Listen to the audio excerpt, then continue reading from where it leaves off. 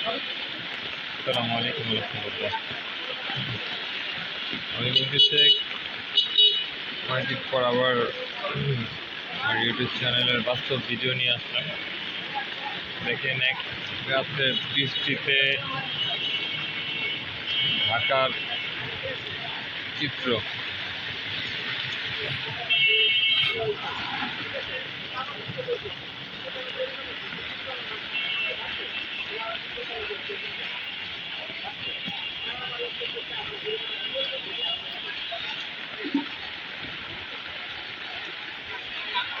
সেই পাশে দোকানপাট সব পানি নিচে।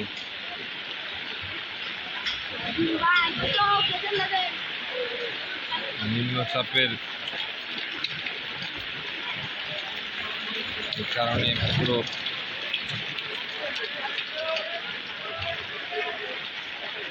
রাস্তার কি অবস্থা এটাকে, মানে মেন রোড থেকে শাখা রোড এলাকার ভিতরে যেটা আসছে, ঢাকা 60 নং ওয়ার্ড 60 নং ওয়ার্ড কমিশনার কার্যালয়ের ঠিক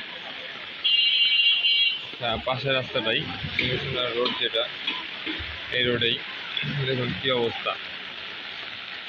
কমিশনার বাড়ির সাথের রোডের যে অবস্থা, এটা হলো বাইতুল আমান জামে মসজিদ রোড।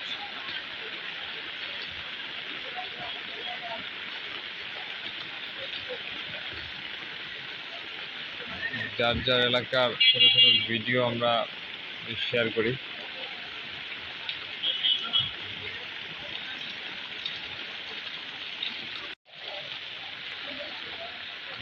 বুঝতে পারছেন যে হাতিতে করে ভিডিও করতেছি, রাস্তায় বের হয়েছি আপনাদের দেখানোর জন্য বৃষ্টির কি অবস্থা। ইভেন আমার বাসা তো একতলা, আর খামারে পানি ঢোকে নাই, কিন্তু আমার ঘরের ভিতরে সকালবেলা উঠা দেখি যে আর হয়তো 6 ইঞ্চির জন্য হয়তো আমার বেডে পানি ওঠে নাই, ছাদের উপরে পানি ওঠে নাই, এমন অবস্থা। তারপরে কোনোরকমভাবে মোটর টোটর দিয়ে পানি এখন ছোটো ভাই হেঁটে শুরু করতে, আর আমি কিছু বের হইলাম দেখানোর জন্য।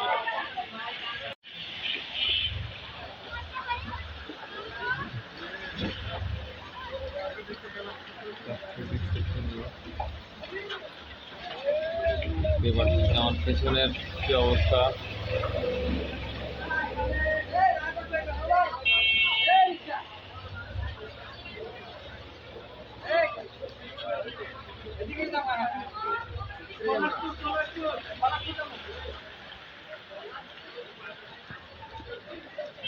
আকাশে মেঘ আছে।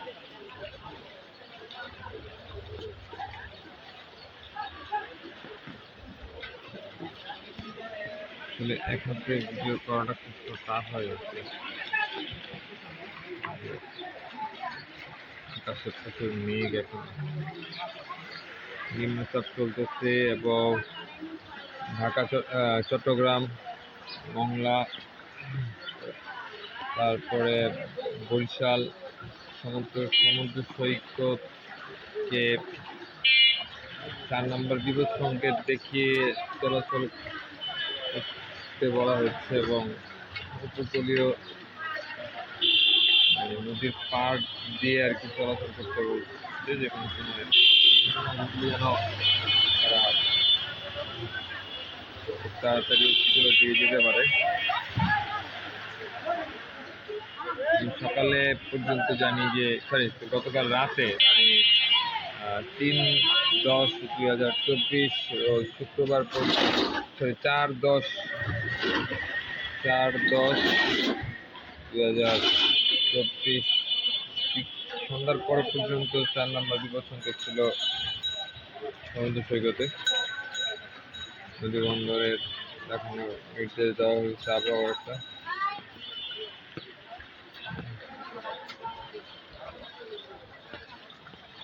আজকের মতো ভিডিও এখানে শেষ করছি। সবাইকে আল্লাহ ভালো রাখুক।